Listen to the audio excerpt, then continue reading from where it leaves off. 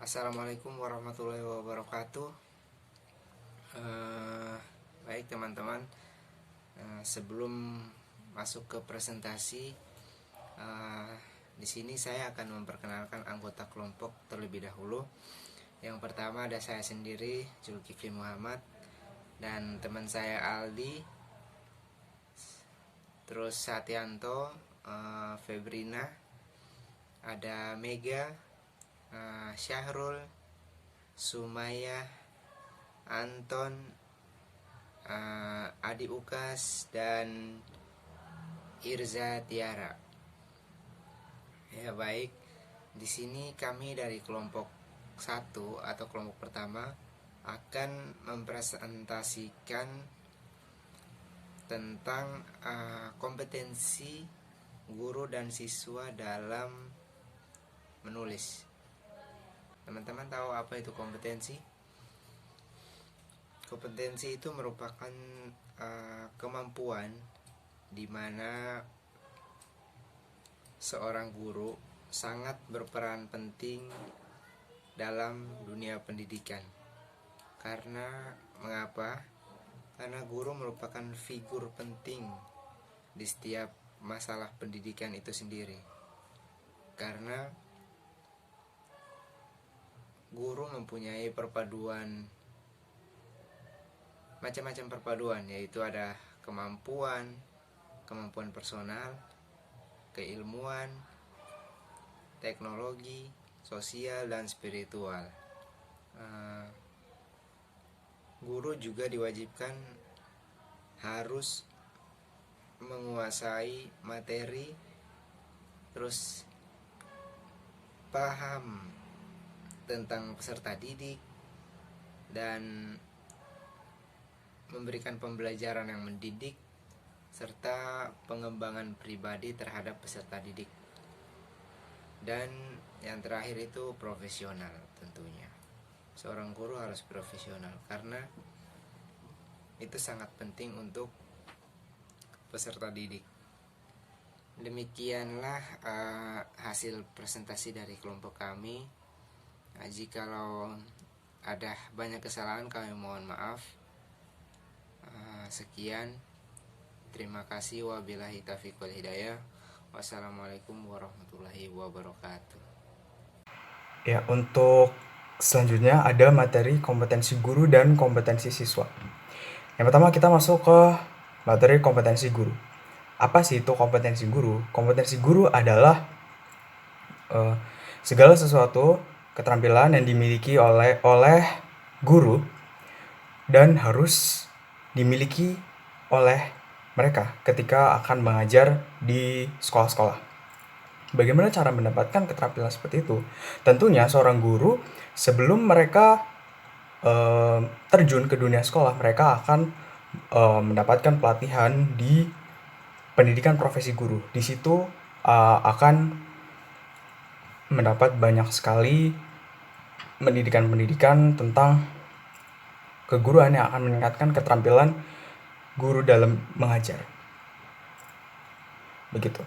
Untuk seorang guru wajib memiliki keterampilan seperti itu agar mereka dapat memahami bagaimana mengatasi dan mengajar siswa mereka, mendidik dan mengajar. Untuk yang selanjutnya yaitu ada kompetensi siswa. Apa itu kompetensi siswa? Sepertinya hampir sama dengan pengertian oleh kompetensi guru. Kompetensi siswa ini adalah keterampilan-keterampilan yang dimiliki oleh siswa, yaitu berupa nilai, keterampilan sikap, dan keterampilan berbahasa mungkin jika di bahasa Indonesia. Seperti itu. Nah, mereka akan mendapatkan itu mulai dari bangku taman kanak-kanak hingga ke jenjang perkuliahan. Di situ mereka sampai ke jenjang sekolah menengah atas. Nah, karena di kuliah ini mereka akan menemukan keterampilan mereka secara sendiri dan mandiri. Untuk menemukan keterampilan siswa itu hingga SMA saja, begitu. Nah, jadi sebenarnya hampir sama antara kompetensi guru dan kompetensi siswa. Hanya saja untuk siswa lebih ke bagaimana untuk mengatur diri mereka sendiri dan mencapai tujuan efektif agar memahami sebuah materi. Sementara untuk guru adalah sebagai motivasi mereka mengajar ke siswa dan lebih efektif dalam mencapai tujuan pembelajaran. Begitu. Terima kasih. Terus mengenal standar kompetensi dasar dan indikator kompetensi pembelajaran. Itu bagian dari pemahaman wawasan dan landasan pendidikan seorang guru. Kemudian pemahaman terhadap peserta didik. Guru harus memiliki pemahaman terhadap peserta didik. Jamil Suprahartiningrum berpendapat bahwa pemahaman terhadap peserta didik sedikitnya terdapat 4 hal yang harus dipahami guru. Yang pertama, kecerdasan. Yang kedua, kreativitas. Yang ketiga, cacat fisik. Dan yang keempat, perkembangan kognitif. Pemahaman terhadap peserta didik ini merupakan salah satu kompetensi pedagogik yang harus dimiliki guru dalam melaksanakan proses pembelajaran. Yaitu guru harus dapat menghitung tingkat kecerdasan, kreativitas, fisik, pertumbuhan beserta perkembangan peserta didik serta potensi peserta didik, sehingga guru dituntut memahami dan menyesuaikan apa yang benar-benar dibutuhkan peserta didik untuk meningkatkan hal-hal yang berkaitan dengan kreativitas, kecerdasan, pertumbuhan dan perkembangan peserta didik. Yang ketiga, dalam pengelolaan pembelajaran peserta didik terkait dengan kompetensi pedagogik adalah pengembangan kurikulum atau silabus. Dalam pengembangan kurikulum atau silabus, sekurang-kurangnya guru harus memiliki pengetahuan mengenai prinsip-prinsip perkembangan kurikulum, sehingga dapat menentukan tujuan pembelajaran yang diampu, menata materi pembelajaran secara baik dan benar sesuai pendekatan yang dipilih, serta karakteristik peserta didik yang diajarnya. Seperti itu. Jadi guru harus memiliki pengetahuan mengenai pengembangan kurikulum dan silabus, sehingga dapat melakukan penerapan dalam rencana pembelajaran sesuai dengan apa yang semestinya. Misalnya pendekatan yang dipilih, karakter peserta didik, materi yang disusun, itu sesuai dengan tujuan pendidikan yang tercantum dalam kurikulum dan silabus.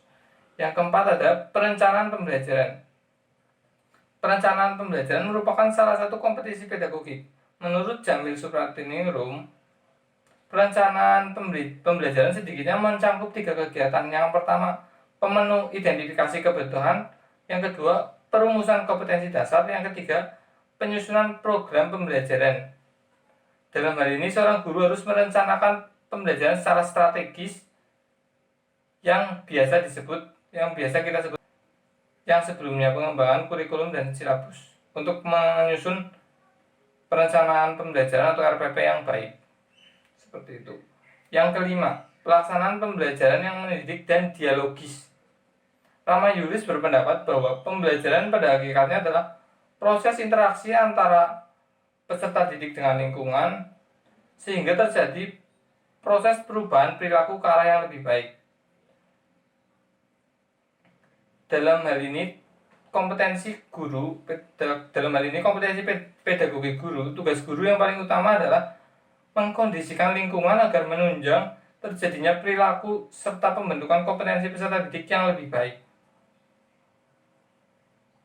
Jadi, guru dalam melaksanakan program pembelajaran harus mampu mengkoordinasikan lingkungannya sehingga lingkungan tersebut membawa perubahan yang lebih baik bagi peserta didik.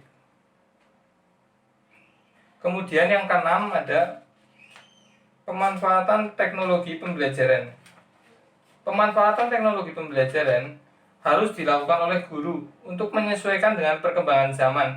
Ini termasuk dalam kompetensi pedagogik untuk meningkatkan kognitif siswa peserta didik ataupun kreativitas peserta didik. Guru harus secara berkesinambungan menggunakan teknologi yang berkembang demi kepentingan pendidikan. Yang ke-8, peserta didik untuk mengaktualisasikan berbagai potensi yang dimilikinya. Ini juga termasuk Tugas dari kompetensi pedagogi guru. Guru harus berusaha mengembangkan serta mengaktualisasikan potensi yang dimiliki peserta didik. Misal peserta didik memiliki hobi menulis, maka pendidik harus mampu mengaktualisasikan, mendorong potensi menulis ini yang dimiliki peserta didik ini agar berkembang secara maksimal, misal dengan pengayaan, pengarahan kepada ekstrakurikuler yang berbau menulis, seperti itu. Assalamualaikum warahmatullahi wabarakatuh. Di sini saya akan mempresentasikan tentang kompetensi kepribadian guru. Nah, arti dari kompetensi sendiri ini yaitu menguasai dan kewenangan untuk memutuskan sesuatu. Kompetensi juga dapat diartikan sebagai pengetahuan, kemampuan, dan keterampilan. Nah, sedangkan kita sebagai guru harus dapat melakukan perilaku kognitif efektif dan psikomotorik dengan sebaik-baiknya. Sedangkan arti kata kepribadian sendiri merupakan sifat hakiki manusia sebagai individu yang tercermin pada sikap seseorang atau tidak membedakan satu sama lain. Nah, kompetensi kepribadian guru ini sudah dijelaskan tadi ya, merupakan bagian dari pengetahuan, keterampilan, dan kemampuan yang telah dikuasai dan telah menjadi bagian dari dirinya, serta mampu melakukan perilaku kognitif efektif dan psikomotoriknya. Nah, karena guru dihadapkan peserta didik bagian dari figur dan titik pusat dalam kegiatan pembelajaran, maka diharapkan memiliki kepribadian yang baik dalam menghadapi mereka, baik dalam hal kemampuan kognitif, efektif, dan psikomotoriknya. Nah, sikap seseorang guru ini akan berpengaruh positif terhadap peserta didik secara khusus, karena guru harus memiliki sikap kepribadian yang baik dan menjadi teladan bagi peserta didiknya. Nah, dalam hal ini guru harus bertindak sesuai dengan norma agama, hukum sosial, dan kebudayaan di Indonesia. Hal ini dapat mencakup yang pertama, guru harus menghargai peserta didik tanpa membedakan keyakinan yang dianut, suku, adat istiadat, daerah asal.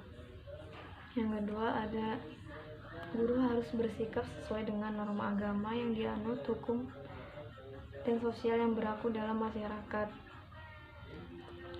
dan kebudayaan yang beragam. Yang kedua, menampilkan diri sebagai pribadi yang jujur, berakhlak mulia, dan teladan bagi peserta didik.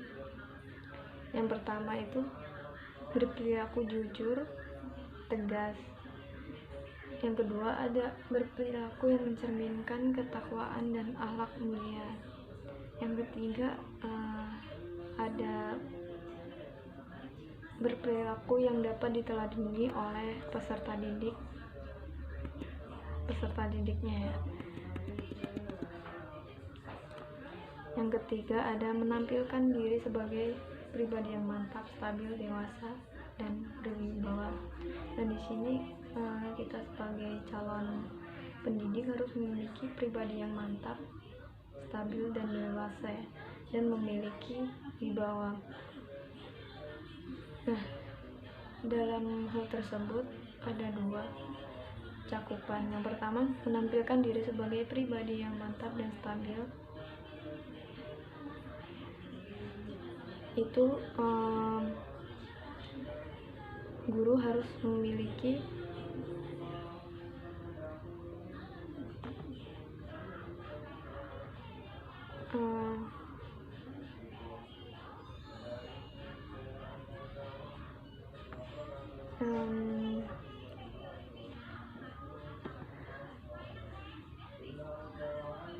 artinya dalam kata mantap, stabil, dewasa, arif, dan berwibawa ini memiliki arti mantap, kukuh, tetap jalannya, dan tetap memiliki pendiriannya sebagai guru.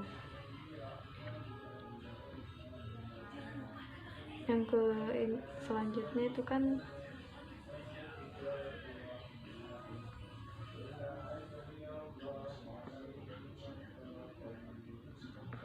menampilkan diri sebagai menunjukkan etos kerja, tanggung jawab yang tinggi, rasa bangga menjadi guru, dan memiliki rasa percaya diri. Dalam hal ini kita sebagai calon pendidik harus memiliki tanggung jawab yang tinggi, rasa bangga menjadi guru, serta memiliki rasa percaya diri. Dalam hal tersebut harus bisa menunjukkan etos kerja atau tanggung jawab yang tinggi.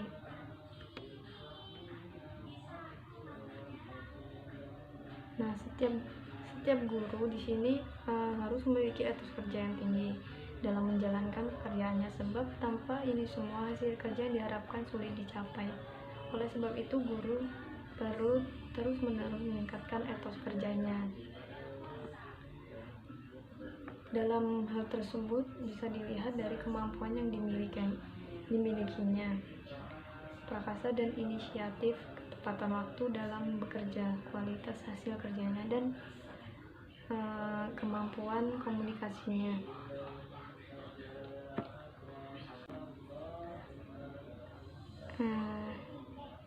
Sekian dari presentasi saya. Mohon maaf apabila ada kesalahan kurang kata.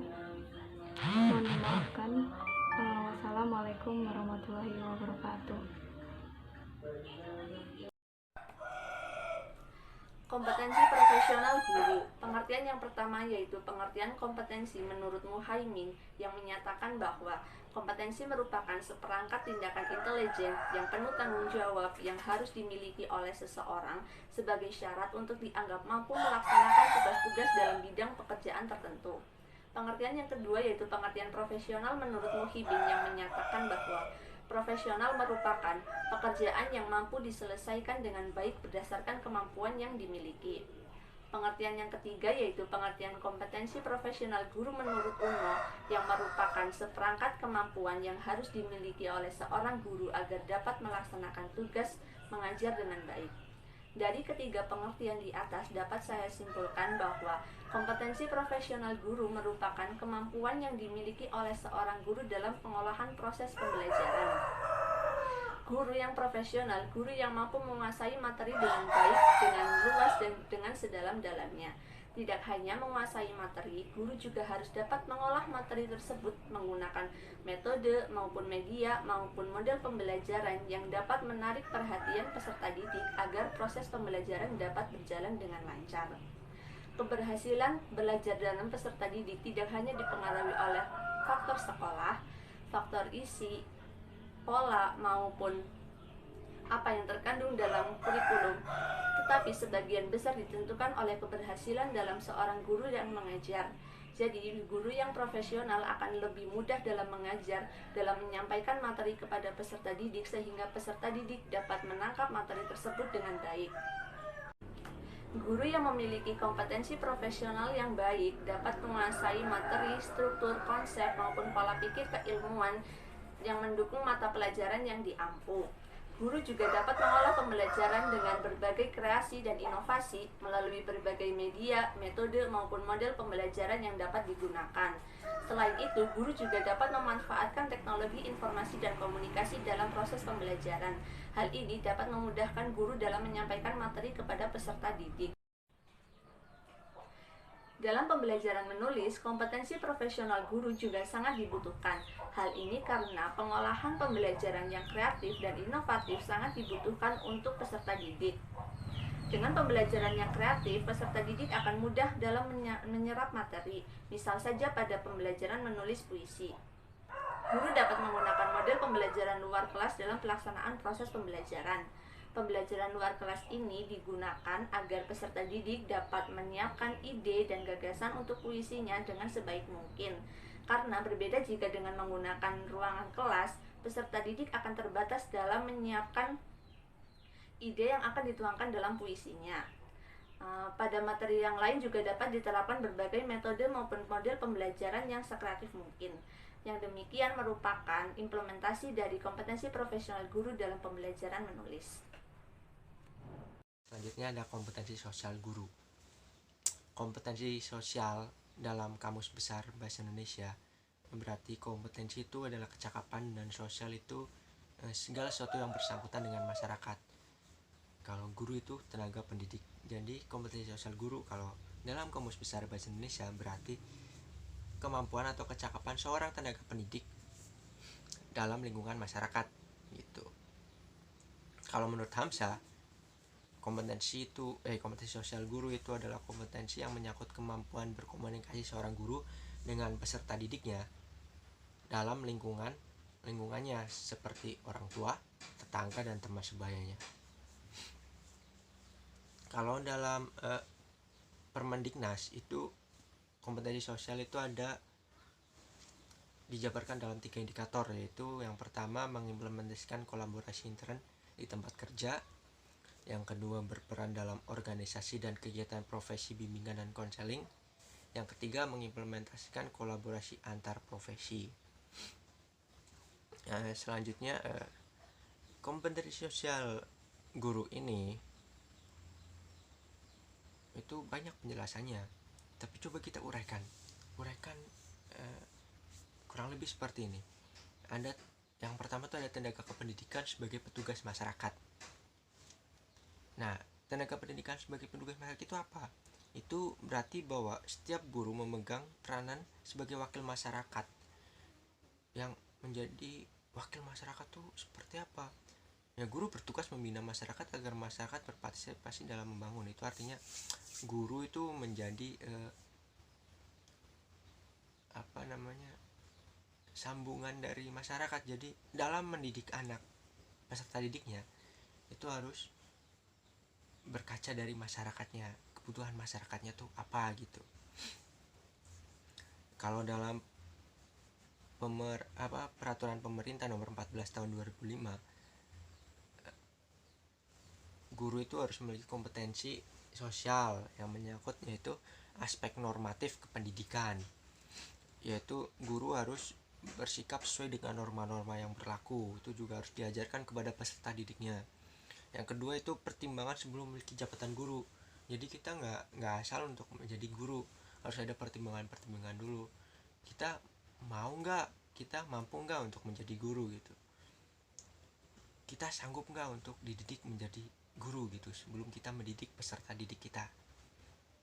Terus yang ketiga yaitu mempunyai program apa? Program yang menjurus untuk meningkatkan kemajuan masyarakat dan kemajuan pendidikan. Jadi kita nggak serta-merta hanya melakukan tugas pembelajaran, tapi kita juga harus mempunyai program bagaimana kita memajukan pendidikan dan kemajuan masyarakatnya. Yang kedua ada tenaga kependidikan di mata masyarakat. Tenaga kependidikan di mata masyarakat ini seperti apa sih ya? Ya, guru itu berada di tengah-tengah masyarakat, yang berarti guru harus memiliki kompetensi antara lain mampu berkomunikasi dengan masyarakat, mampu bergaul dan melayani masyarakat dengan baik, mampu mendorong dan menunjang kreativitas masyarakat, dan mampu menjaga emosi dan perilaku yang kurang baik.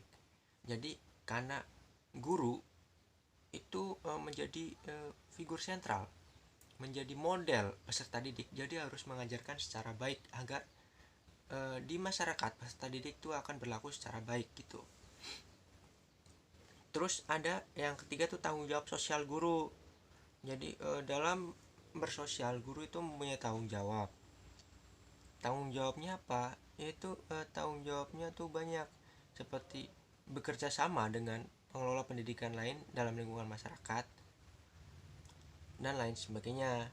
Maka dari itu, guru itu sebaiknya sering-sering melakukan interaksi atau melibatkan dirinya di luar sekolah gitu.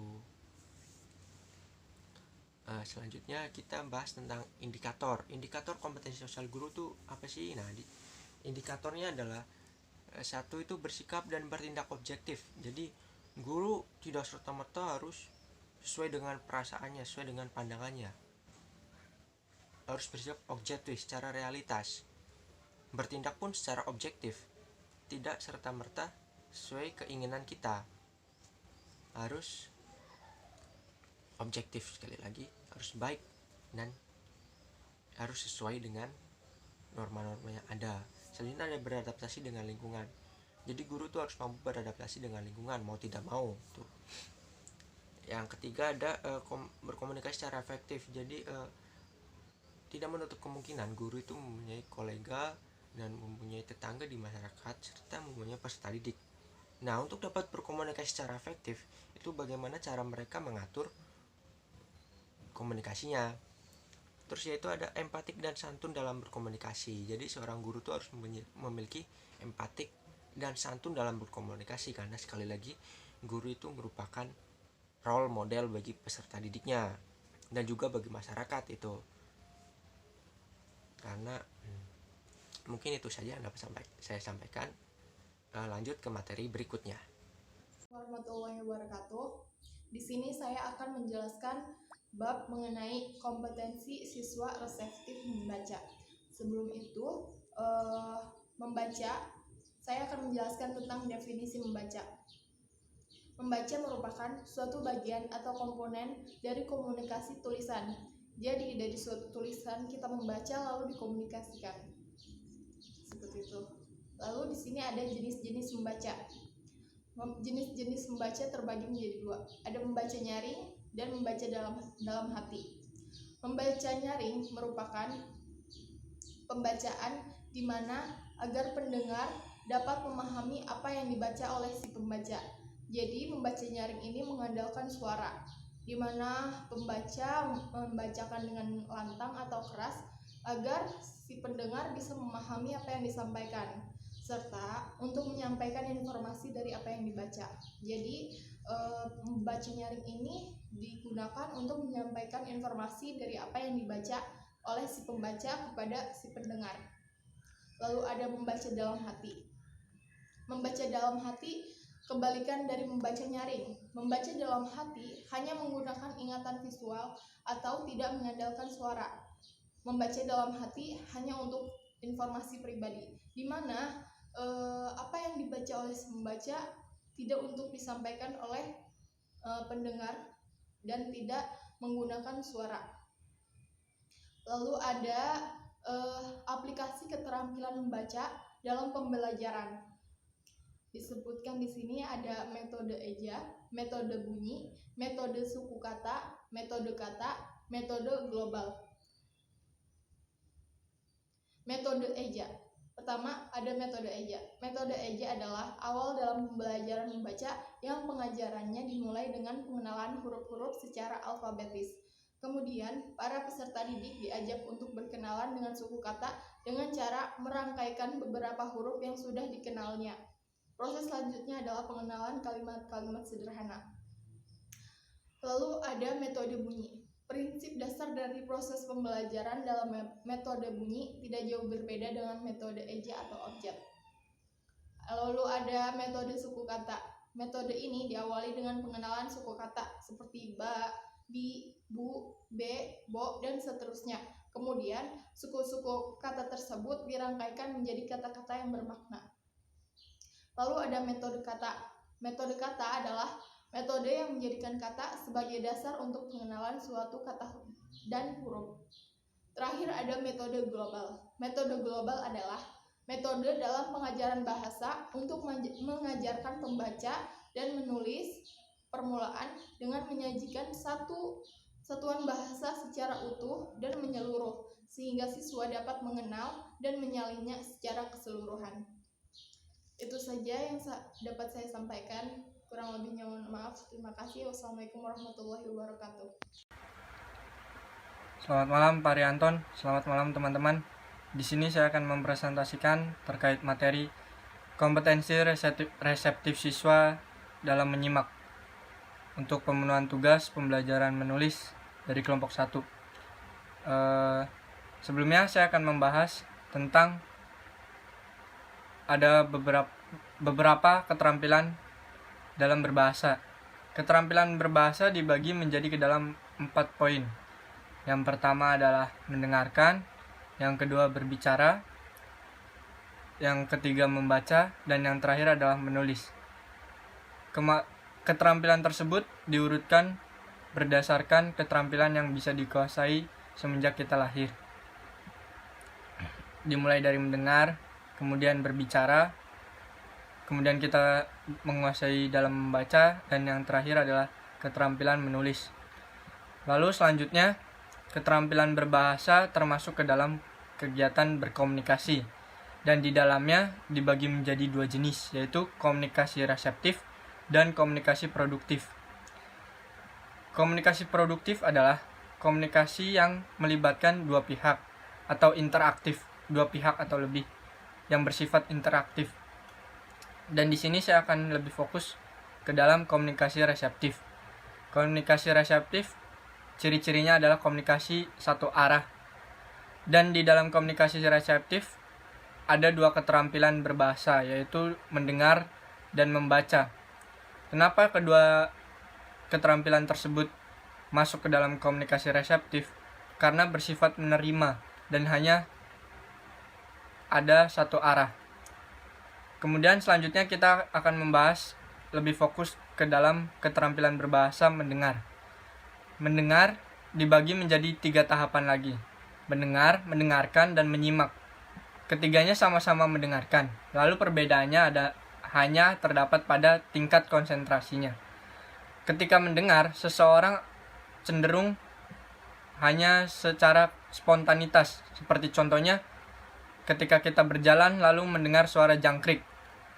Itu adalah contoh mendengar yang hanya sebatas, kalau jika orang-orang berbicara itu seperti masuk telinga kiri dan keluar telinga kanan.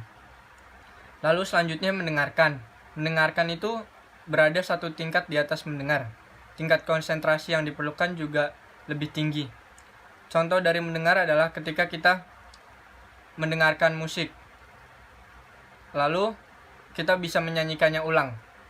Itu adalah contoh mendengarkan. Lalu di tingkat tertinggi ada menyimak. Menyimak membutuhkan konsentrasi yang ekstra, karena menyimak dengan tujuan memperoleh informasi. Contoh dari menyimak adalah ketika kita memerhatikan guru berbicara di depan, atau ketika contoh sehari-hari adalah ketika kita mendengarkan musik, kemudian kita bisa mengulik musik itu lebih dalam, mulai dari melodi gitarnya, lalu melodi bassnya, kemudian iringan drumnya.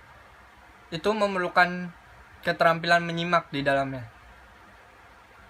Maka dari itu, kemampuan reseptif dalam menyimak sangat menentukan keterampilan siswa dalam pembelajaran menulis juga, dimana ketika kita berhasil mendapatkan informasi ketika menyimak, untuk menulis juga kita bisa menuangkan pikiran kita dari hasil menyimak tadi.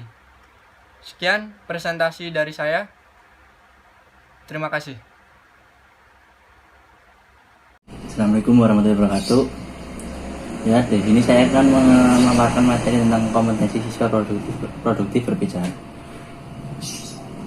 Kompetensi siswa produktif berbicara itu dicapai kompetensi kemampuan yang harus dicapai peserta didik setelah mengikuti pembelajaran yang difokuskan pada produktif berbicara.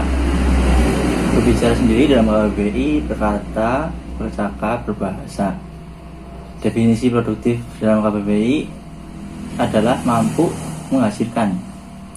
Ya, dari pengertian tadi di atas yang saya sampaikan,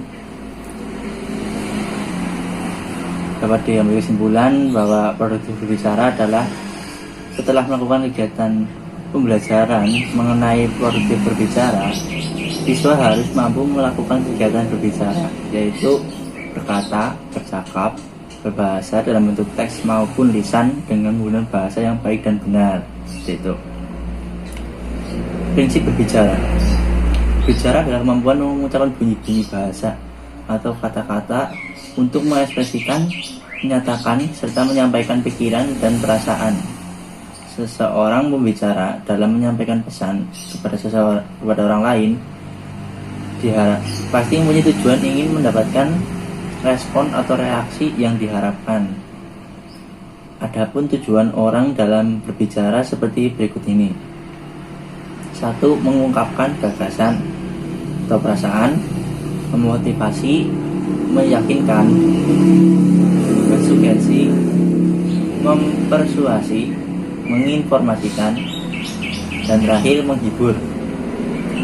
Lalu saya menyampaikan tentang prosedur berbicara. Kegiatan komunikasi banyak dilakukan secara lisan sehingga kemampuan berbicara sangat penting oleh setiap pemakai bahasa. Dengan kemampuan berbicara yang baik, pemahaman yang tepat dapat tercapai, seperti halnya menyimak. Prosedur berbicara memerlukan unsur-unsur sebagai berikut. 1. Berbicara. Ketika seorang pembicara akan melakukan kegiatan, ia harus memperhatikan pokok pembicaraan, metode, bahasa, tujuan, sarana, dan interaksi. Kedua, pendengar. Pendengar yang baik ialah pendengar yang memiliki kondisi fisik dan mental yang baik, memiliki tujuan tertentu, memiliki kemampuan linguistik dan non-linguistik, dan memiliki pengalaman dan pengetahuan yang luas sehingga mempermudah pemahaman. Yang ketiga, media. Media merupakan alat atau perantara guna mempermudah pemahaman ya. Lalu yang keempat, pesan atau isi pembicaraan. Yang kelima, sarana, yaitu meliputi waktu, tempat, suasana, peralatan yang digunakan untuk menyampaikan pesan. Yang keenam, interaksi, dapat dilakukan secara dua arah atau multi arah. Dalam berbicara, sebaiknya memperhatikan beberapa faktor supaya memengaruhi kegiatan berbicara seperti berikut ini. Yang pertama, pokok pembicaraan. Isi dan pesan pembicaraan menarik dan bermanfaat bagi pendengar. Yang kedua, metode berbicara yang digunakan dapat dilakukan secara langsung, menghafal, atau membaca naskah berupa catatan. Yang ketiga, faktor kebahasaan yang terkait dengan berbicara ialah ketepatan pengucapan, penempatan tekanan, nada, jeda, intonasi, dan ritme. Pemilihan kata yang baik, konkret, bervariasi, dan ketepatan susunan penuturan. Lalu yang keempat, faktor non kebahasaan mencakup sikap wajar, pandangan mata yang diarahkan kepada lawan bicara, menghargai pendapat lawan bicara, mengoreksi diri sendiri, keberanian mengungkapkan dan mempertahankan pendapat, gerak-gerik, dan mimik yang tepat, penyaringan suara, kelancaran berbicara, penalaran dan relevansi, serta penguasaan topik. Lalu jenis-jenis berbicara. Adapun jenis-jenis kegiatan berbicara yaitu formal dan informal. Berbicara informal meliputi pikiran, percakapan, penyampaian berita, bertelepon, dan memberikan petunjuk. Sedangkan berbicara formal meliputi diskusi, ceramah, pidato, wawancara, dan bercerita dalam situasi yang formal. Biasanya dalam acara-acara yang formal. Ya, sekian presentasi dari saya. Wassalamualaikum warahmatullahi wabarakatuh. Assalamualaikum warahmatullahi wabarakatuh. Perkenalkan, nama saya Anas Ma'ruf, NIM J1D018042. Di sini saya akan memaparkan tentang kompetensi siswa produktif dalam menulis. Menulis sering dianggap sebagai salah satu kegiatan yang sulit dilakukan oleh peserta didik, mahasiswa, bahkan oleh seorang guru. Padahal perlu kita ketahui bahwa menulis ini merupakan suatu kegiatan yang dapat dilakukan dengan cara melatih diri kita sendiri atau adanya pembiasaan dari diri kita, karena menulis bukan suatu yang dapat kita peroleh secara spontan.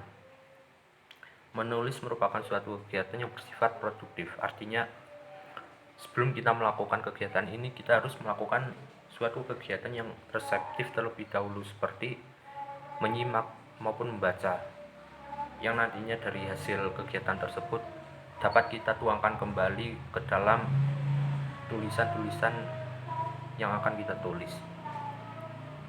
Nah, dalam pembelajaran bahasa Indonesia, keterampilan menulis ini sangat penting bagi setiap peserta, karena untuk mengasah kemampuan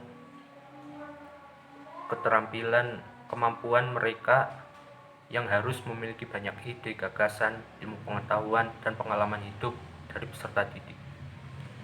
Nah, berikut merupakan faktor penyebab menurunnya kemampuan menulis. Yang pertama, faktor internal, kurangnya minat menulis. Nah, jadi sebelum kita melakukan suatu kegiatan menulis, kita harus menemukan minat kita itu di dalam bidang apa yang nantinya akan memudahkan, akan membantu dalam kegiatan menulis kita. Kemudian kesulitan menuangkan ide. Nah, apabila kita sudah menemukan minat kita di bidang apa, maka nanti secara tidak langsung kita akan mudah dalam menuangkan ide-ide kita. Kemudian malas membaca. Nah, ini faktor yang paling mempengaruhi bagi seseorang dalam menulis, karena membaca ini merupakan suatu kegiatan yang bersifat reseptif, yang nantinya kita mendapat suatu ilmu yang dapat kita tuangkan kembali dalam kegiatan menulis ini. Kemudian faktor eksternal. Nah, ini biasanya lingkungan sangat mempengaruhi kegiatan menulis, karena apabila seseorang sudah ada kebiasaan di lingkungan keluarga untuk menulis, maka orang tersebut akan mudah dalam melakukan kegiatan tersebut.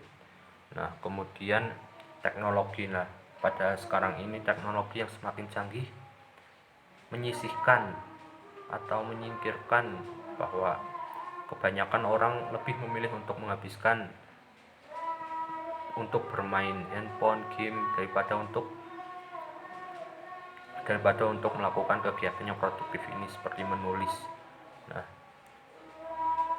dari faktor di atas dapat kita upayakan untuk meningkatkan minat menulis bagi kita sendiri. Yang pertama, perbanyak membaca. Nah, ini karena dari kegiatan membaca kita mendapatkan suatu ilmu yang nantinya dapat kita tuangkan kembali dalam tulisan-tulisan kita. Kemudian melatih kemampuan menulis. Nah, ini lebih ke pembiasaan diri kita sendiri. Jadi kita harus membiasakan diri kita untuk menulis agar nantinya kita dimudahkan dalam kegiatan menulis tersebut. Kemudian yang ketiga, mempelajari kaidah-kaidah penulisan bahasa Indonesia yang baik dan benar. Nah, ini merupakan salah satu alat dalam kegiatan menulis. Jadi kita harus menguasai alat tersebut agar nantinya kita dapat mudah memilih suatu diksi atau kalimat yang nantinya mudah dipahami oleh pembacanya. Kemudian mempublikasikan hasil tulisan yang kita buat. Nah, ini bertujuan untuk meningkatkan kepercayaan diri kita, karena kebanyakan seorang sudah menulis akan tetapi hanya untuk disimpan saja. Nah, jadi publikasi ini sangat penting karena untuk mengasah kepercayaan diri kita yang nantinya akan menumbuhkan suatu keinginan untuk menulis dan menulis lagi. Nah, mungkin itu saja yang dapat saya sampaikan. Kurang lebihnya mohon maaf. Terima kasih. Wassalamualaikum warahmatullahi wabarakatuh. Selanjutnya dari presentasi kelompok 1 saya akan menarik kesimpulan. Yang pertama ada pengertian kompetensi. Pengertian kompetensi merupakan kemampuan seseorang meliputi pengetahuan, keterampilan, dan sikap yang dapat diwujudkan dalam hasil kerja nyata yang nantinya akan bermanfaat bagi dirinya atau lingkungannya. Selanjutnya ada pengertian kompetensi guru dan kompetensi peserta didik. Yang pertama ada pengertian kompetensi guru yang dapat didefinisikan sebagai penguasaan terhadap pengetahuan, keterampilan, nilai, dan sikap yang direfleksikan dalam kebiasaan berpikir dan bertindak dalam menjalankan profesi sebagai guru. Yang kedua ada pengertian kompetensi peserta didik. Kompetensi peserta didik adalah kemampuan yang harus dimiliki atau dicapai peserta didik setelah mengikuti pembelajaran. Kemampuan tersebut adalah perpaduan dari pengetahuan, keterampilan, nilai, dan sikap yang direfleksikan dalam kebiasaan berpikir dan bertindak. Saya akan bahas terlebih dahulu mengenai kompetensi guru, yaitu ada 4 kompetensi guru. Yang pertama kompetensi kepribadian, kompetensi profesional, kompetensi pedagogik, dan terakhir kompetensi sosial. 4 kompetensi tersebut memuat beragam keterampilan yang dapat guru kembangkan dalam proses pembelajaran. Begitu pula ada kompetensi bagi peserta didik, yaitu ada 4 jenis, yaitu kompetensi membaca siswa, kompetensi menyimak siswa, kompetensi berbicara siswa, dan kompetensi menulis siswa. Dalam kompetensi siswa membaca dan menyimak, itu yang bersifat reseptif, karena pada hakikatnya merupakan kemampuan untuk dapat memahami bahasa yang dituturkan oleh pihak lain. Sedangkan kompetensi siswa produktif, yaitu ada kompetensi siswa berbicara dan menulis. Kompetensi siswa berbicara adalah keterampilan berbahasa yang bersifat produktif, baik yang interaktif, semi-interaktif, dan non-interaktif. Ada kesimpulan yang terakhir adalah kompetensi guru dan siswa dalam pembelajaran menulis sangat berkaitan, karena dalam suatu pembelajaran dibutuhkan berbagai keterampilan agar pembelajaran dapat berjalan dengan baik. Tidak hanya lancar, tetapi juga diimbangi dengan kreativitas. Kreativitas di sini adalah dengan adanya guru yang kompeten. Guru yang kompeten akan menghasilkan pembelajaran yang baik. Begitu pula dengan siswa yang menggunakan keterampilan berbahasanya yang baik, maka akan mudah dalam mengikuti proses pembelajaran berlangsung. Sekian kesimpulan dari saya kembalikan ke moderator. Terima kasih.